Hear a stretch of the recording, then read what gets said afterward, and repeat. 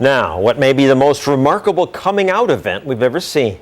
A little girl is unable to speak a word or connect to the world around her in any way, or so everyone thought, until she turned 11 and suddenly something remarkable happened. ABC's John McKenzie has the story of a girl breaking out of her own body. You don't know what it feels like to be me. When you can't sit still because your legs feel like they're on fire, or it feels like 100 ants are crawling up your arms.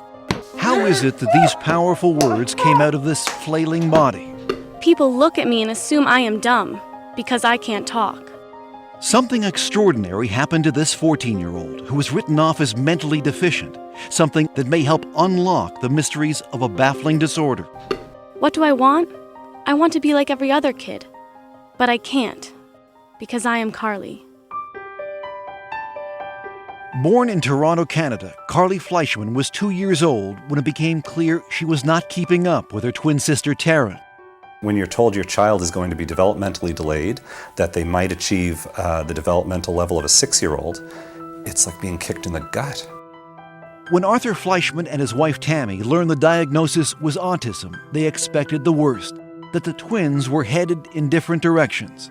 And how bad did it get for Carly, those first few years? Awful. Part of her delays prevented her from walking, from sitting up. It was clear that Carly, like most autistic children, was lost in her own world, perpetually swimming underwater. And all the doctors would say, you're the parent. You should do as much as you feel you need to do for this kid. Carly, stand up. The Fleischmans were on their own. Experts told them that early intervention was critical. You use your fork.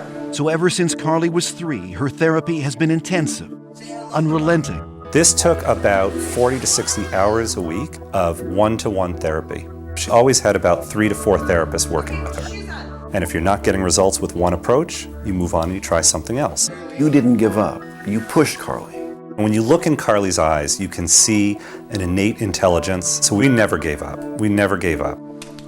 But if there was intelligence, Carly's ceaseless rocking, flailing arms, and tantrums hid any trace of it. Worse, she couldn't speak, not a word. I did not have any expectation that she would have a fluent form of communication.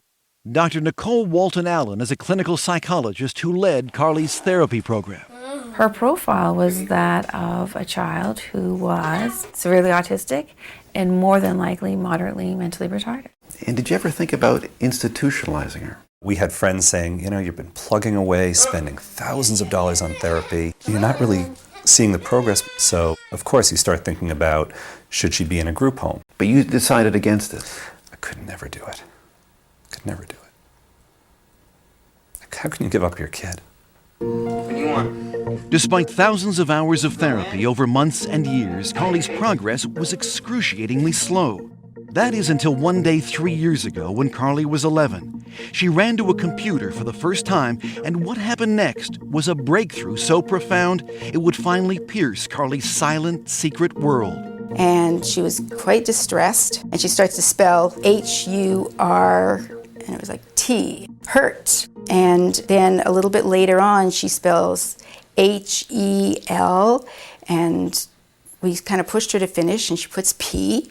So she spells help. Afterwards, she sort of got up, went behind the couch, and she threw up. What are you cheering? Barbara Fenton Nash is one of Carly's longtime therapists. So what did this tell you? It told us that there was a lot more going on there than we knew. And to us, that was a breakthrough moment because we hadn't specifically taught her the words. And at first, we didn't believe it. Knowing this child for 10 years and never seeing her write a thing, of course you're going to be skeptical. Everyone was, including her other therapists, who were now desperate to see proof.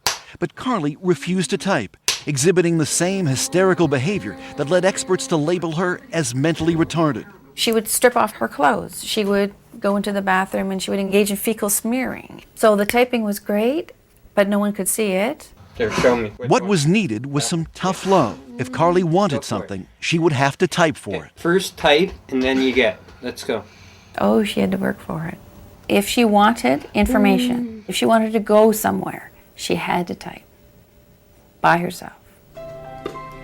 Finally, several months later, Carly began to type for others. She started to realize that by communicating, she had power over her environment. And what came through her finger, typing one letter at a time with fluency no one could believe, was astonishing. I am autistic, but that's not who I am. Take time to know me before you judge me.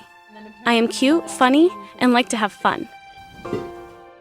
Through her torrent of words, Carly began to unravel the mysteries behind her often wild behavior. Like banging her head. Because if I don't, it feels like my body is going to explode. It's just like when you shake a can of Coke. If I could stop it, I would, but it's not like turning a switch off.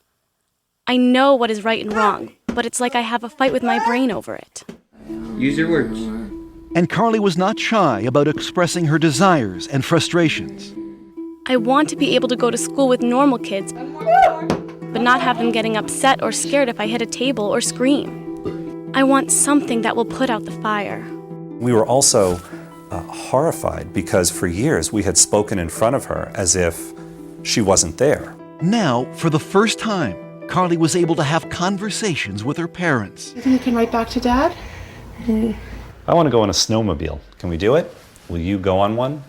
I think it would be fun. So here's your daughter, and finally you get to meet her. Mm-hmm. What was that like? Overwhelming. Overwhelming. I stopped looking at her as a disabled person. You promised. Did you lie to me? And started looking at her as a sort of sassy, mischievous teenage girl. I want people to know that no one is telling me what to say, and I don't have a hand up my butt like a puppet. Carly has been very clear that she sees herself as a normal child, locked in a body that does things that she has no control over. Side by side with her twin sister Taryn, it would be easy to dismiss Carly as intellectually challenged. That is, until you ask her a question. Carly, why do autistic kids cover their ears, flap their hands, hum, and rock? It's a way for us to drown out all sensory input that overloads us all at once. We create output to block out input. Carly's brain, unlike most people's, is overwhelmed by the senses of sight and sound, taste and smell. Our brains are wired differently. We take in many sounds and conversations at once. I take over 1,000 pictures of a person's face when I look at them. That's why we have a hard time looking at people. The one thing she can control is when and where she'll type. So this is John. This is John. And usually she needs to be motivated. Finish up. You're doing great. When I tried making conversation with Carly, she would not type back, I'll tell you anything you want to know. her finger hovering over the keys for hours, until I brought up my teenage son. He wants to play football.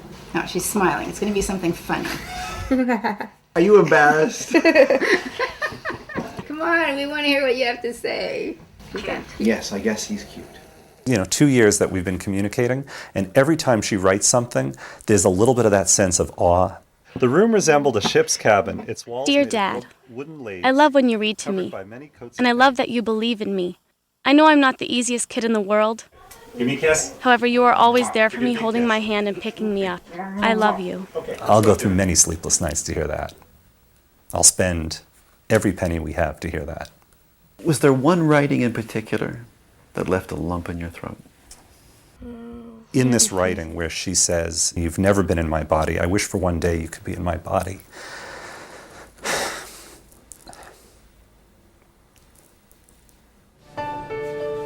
A year after we first met Carly, she is happier, calmer, more independent. Come on, let's get this in the pan. She's even writing a novel. I think that humankind is just oblivious to things that have been around for many years.